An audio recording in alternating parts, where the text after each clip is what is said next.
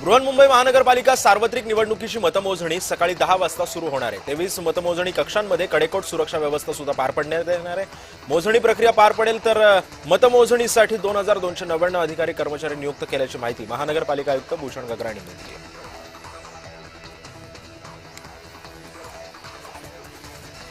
पुण्यामध्ये प्रभाग क्रमांक 26 मधील मतदान केंद्रांवर मतदानाची वेळ संपल्यानंतरही मोठी गर्दी उसळली होती। दुपारपर्यंत केंद्रावर मशीन बंद असल्यामुळे अनेक मतदारांचा खोळंबा सुद्धा झाला। यावेळी स्थानिकांनी सरकार विरोधात घोषणाबाजी सुद्धा यावेळी केलेली आहे। ठाण्यामध्ये प्रभाग क्रमांक 13 मध्ये ईव्हीएम मशीन घेऊन जाण्यावरून वाद झाला। उमेदवार आणि पोलिसांना न सांगता एक मशीन गाडीतून घेऊन गेल्यानं अपक्ष आणि इतर उमेदवारांनी जाब विचारला आणि याबाबत पोलिसांकडे तक्रार करताच पोलीस संबंधित मशीन घेऊन पुन्हा एकदा आले। ही सगळी बाब उमेदवारांनी निवडणूक अधिकाऱ्यांच्या लक्षात आणून दिलेली आहे। अभिनेता आणि दिग्दर्शक पुष्कर श्रोत्री यांनी मतदान केलंय। आपल्या 90 वर्षांच्या वडिलांना घेऊन ते सकाळीच मतदान केंद्रावरती पोहोचले।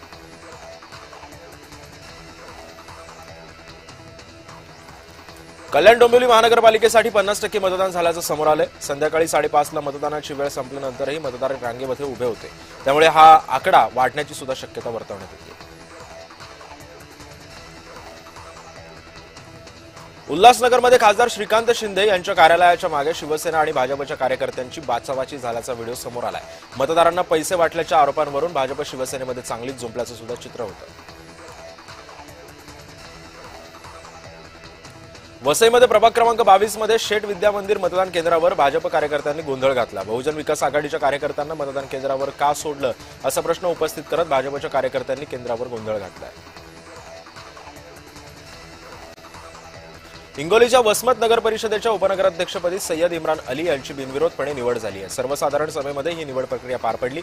उपनगराध्यक्ष पदासाठी 2 अर्ज दाखल करण्यात आलेले होते, मात्र ऐनवेळी शिवदास बोड्डेवार यांनी अर्ज मागे घेतल्यानं सय्यद इम्रान अली यांची बिनविरोधपणे निवड करण्यात आलेली आहे।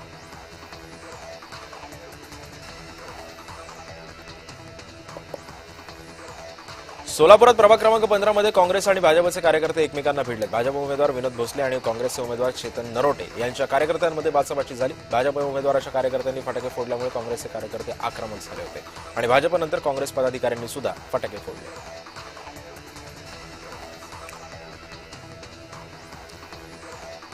अहिल्यानगर मनपामध्ये युतीच्या उमेदवारांकडून मतदानाची प्रक्रिया संपताच जल्लोष सुरू करण्यात आला। सावेडी उपनगरातील प्रभाग क्रमांक 2 मध्ये राष्ट्रवादी अजित पवार पक्ष आणि भाजपच्या उमेदवारांनी गुलालाची उधळण करत फटाके सुद्धा फोडले।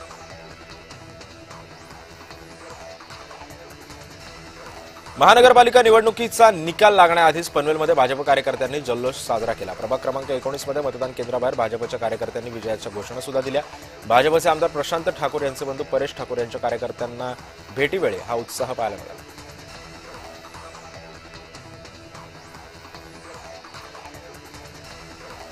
नवी मुंबईमधल्या कोपर खैराणीमध्ये बोगस मतदानाचा प्रकार उघडकीस आलाय। प्रभाग क्रमांक 12 मध्ये मतदान करण्यासाठी आलेल्या महिलेनं आधीच मतदान केल्याचं उघड झालं, तर काही मतदारांना निवडणूक अधिकाऱ्यांनी सुद्धा सर्व कागदपत्र असून सुद्धा मतदानाला परवानगी नाकारल्यानं नागरिकांनी संताप व्यक्त केला।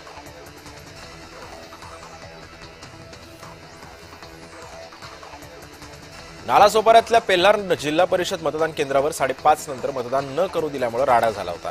वॉर्ड क्रमांक 19 मध्ये दिवसभरात 5 ते 6 वेळा मशीनमध्ये बिघाड झाला।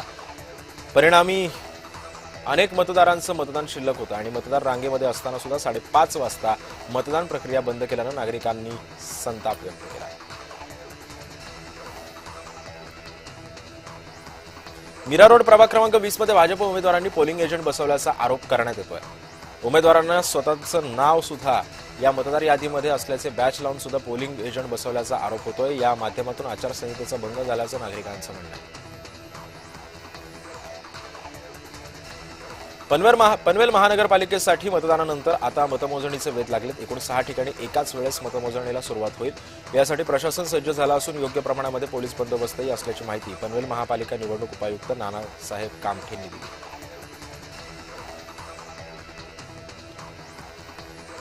छत्रपती संभाजीनगर शहरातील स्वामी विवेकानंद इथल्या मतदान केंद्रावर नागरिकांची मोठी गर्दी झाली होती। मतदानाची वेळ संपल्यानंतर सुद्धा मतदान केंद्रामध्ये जाऊ द्या अशी मागणी नागरिक करत होते, तर काही नागरिक मतदान केल्यानंतर गेटच्या आत अडकले होते। सगळ्याच बाजूने गर्दी झाल्यानं मतदान केंद्रांवर गोंधळ निर्माण झाला होता।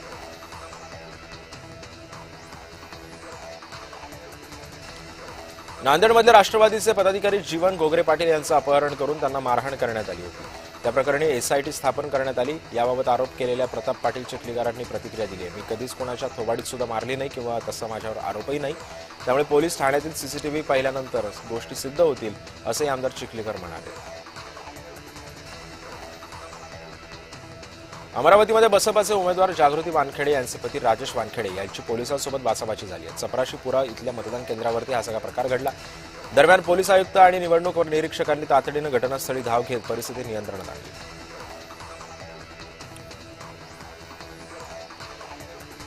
पनवेल महानगरपालिका प्रभाग क्रमांक 19 मध्ये मतदान केंद्रावर गोंधळ झाला. भाजप आणि मविया कार्यकर्त्यांमध्ये जोरदार भांडण झालं. एका दुबार मतदारावरून हा सगळा गोंधळ उडाला. पोलिसांकडून दोन्ही पक्षाच्या कार्यकर्त्यांना समज देण्याचा प्रयत्न सुद्धा करण्यात आला.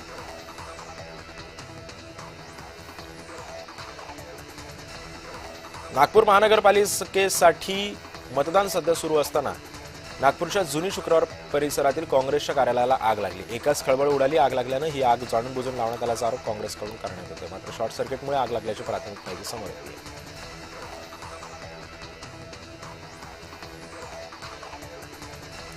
परभणी महानगरपालिकेवरती भाजपची सत्ता येणार असा विश्वास पालकमंत्री मेघना बोर्डीकर यांनी व्यक्त केला आहे. सोबतच महानगरपालिका निवडणुकीमध्ये भाजपच मोठा पक्ष ठरेल असंही त्या म्हणाल्या.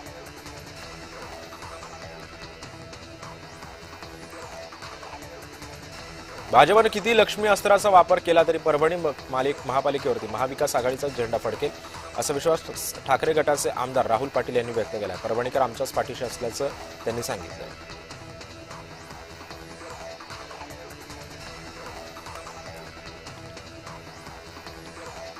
भिवंडी महानगरपालिकेच्या मतदान केंद्रातून नागरिकांना पर्यावरण संवर्धनाचा संदेश देण्यात आलाय. प्रभाग क्रमांक 9 मध्ये पर्यावरणपूरक मतदान केंद्र उभारण्यात आलेली आहे. सकाळपासूनच नागरिकांनी सुद्धा मतदानाला उत्स्फूर्त असा प्रतिसाद दिलेला आहे.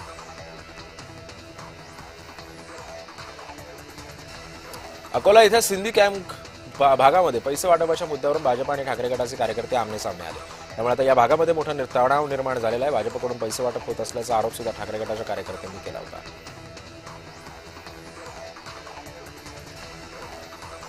माजी शिवसेना नेते मोरेश्वर सावे यांचं नाव अजूनही मतदार यादीमध्ये असल्याचं समोर आलंय. मोरेश्वर सावे यांचं 2015 मध्ये निधन झालं असताना सुद्धा त्यांचं नाव अद्याप मतदार यादीमध्ये आल्याचं उघड झालंय.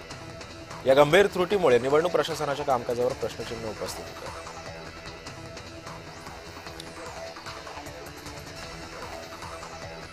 रात्रभर छत्रपती संभाजीनगरमध्ये भाजपकडून पैशांचा पाऊस पाडला जातोय. भाजपला पैशांची मस्ती, उन्माद कामाच्या जोरावर पैसा नाही तर पैशाच्या जीवावर मतदान केलं जातंय असा आरोप स्थानिक नेत्यांनी केलाय आणि अंबादास दानवेंनी सुद्धा तीव्र शब्दात निषेध व्यक्त केला.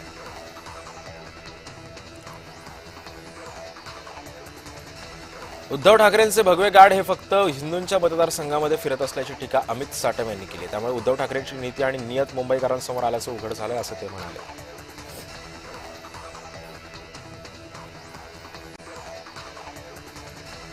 इचलकरंजीमध्ये भाजप आणि ठाकरे गटाच्या कार्यकर्त्यांमध्ये जोरदार हाणामारी झाली. प्रभाग क्रमांक 5 मध्ये पैसे वाटपाच्या आरोपांवरून ही हाणामारी झाल्याचं बोललं जातं.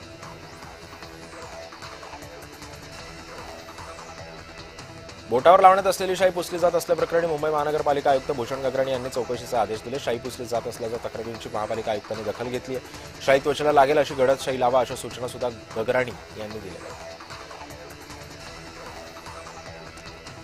सांगलीमध्ये जयंत पाटील यांनी विविध मतदान केंद्रांवर जात मतदानाचा आढावा घेतला. यावेळी निवडणुकांमध्ये पैशांचं वाटप सर्वश्रुत असून पहिल्यासारख्या निवडणुका राहिल्या नाहीयेत असं सुद्धा जयंतराव म्हणाले.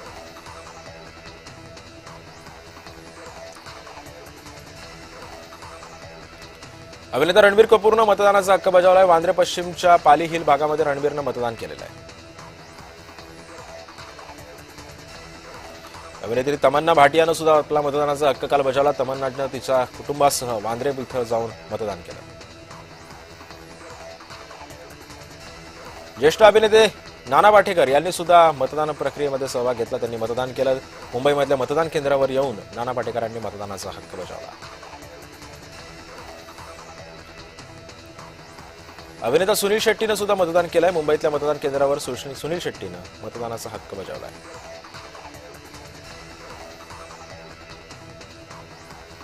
मुंबई महानगरपालिका निवडणुकीसाठी अभिनेत्री श्रद्धा कपूरनं मतदान केलंय. अभिनेत्री श्रद्धा कपूरनं सर्व मतदारांना घराबाहेर पडून मतदान करण्याचं आवाहन सुद्धा केलेलं आहे.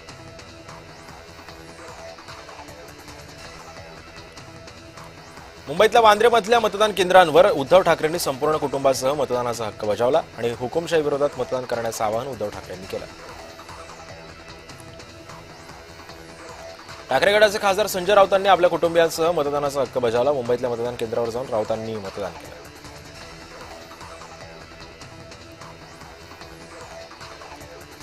मुख्यमंत्री देवेंद्र फडणवीसांनी मतदानाचा हक्क बजावला. नागपुरात धर्मपेठ परिसरामध्ये प्राथमिक शाळा या ठिकाणी त्यांनी पत्नी आणि आईसह मतदान केलं.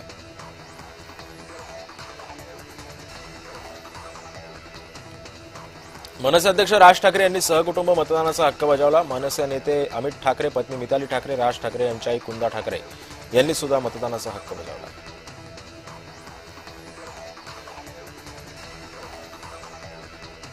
मनसे उमेदवार यशवंत किल्लेदारांनी मतदानाचा हक्क बजावत मतदान केलंय. त्यासोबतच मुंबईकरांनी मोठ्या प्रमाणात बाहेर पडून मतदानाचा हक्क बजावण्याचं आवाहन सुद्धा त्यांनी केलेलं आहे.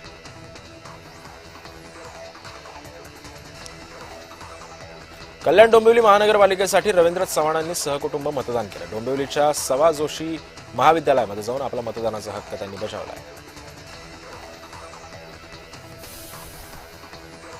रवींद्र धंगेकरांनी सहपरिवार मतदान केंद्रांवर जात मतदानाचा हक्क बजावला. रवींद्र धंगेकरांनी पत्नी आणि मुलगा दोघेही निवडणुकीच्या रिंगणात आहेत. शिवसेनेकडून रवींद्र धंगेकरांची पत्नी आणि मुलगा निवडणूक लढवत आहेत. जळगावमध्ये भाजपचे आमदार सुरेश भोळे यांनी मतदान केलंय. आपल्या परिवारासह त्यांनी मतदानाचा हक्क बजावला. राज्यातील 29 महानगरपालिकांवर महायुतीचा झेंडा फडकेल असा विश्वास भोळे यांनी व्यक्त केला.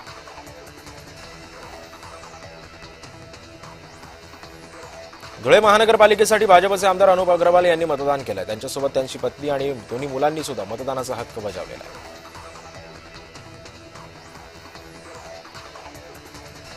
वसई विधानसभेच्या आमदार स्नेहा दुबे पंडित यांनी मतदानाचा हक्क बजावला. वसंतनगरी येथील शेठ विद्या मंदिरात जाऊन त्यांनी मतदान केलं.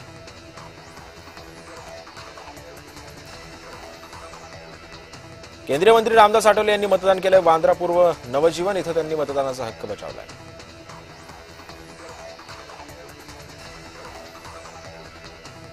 पुण्यामध्ये रवींद्र धंगेकरांनी सहपरिवार मतदान केलं. मुलगा प्रणव धंगेकर आणि पत्नी प्रतिभा धंगेकर यांच्यासोबत धंगेकरांनी सुद्धा मतदानाचा हक्क बजावला.